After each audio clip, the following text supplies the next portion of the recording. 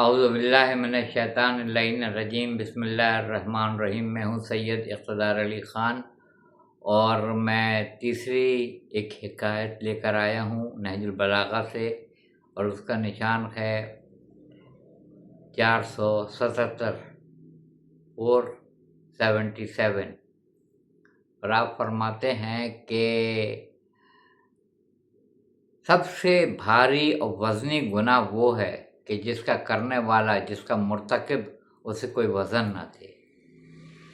کیا حکایت ہے، کیا بات کی امیر المومنین علیہ الصلوۃ والسلام نے۔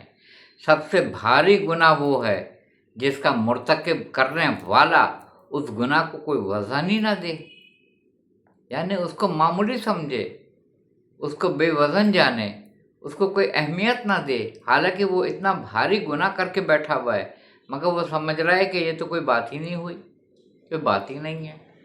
تو سب سے بھاری گناہ وہ ہے جس کا مرتکب، کرنے والا، اس کو کوئی وزن نہ دے، یعنی کچھ بات ہی نہیں ہوئی، گناہ کر دیا تو کر دیا۔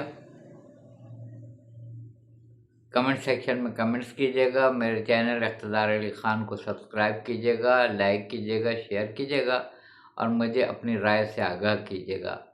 جزاک اللہ، وآخر دعوانا الحمدللہ رب العالمین۔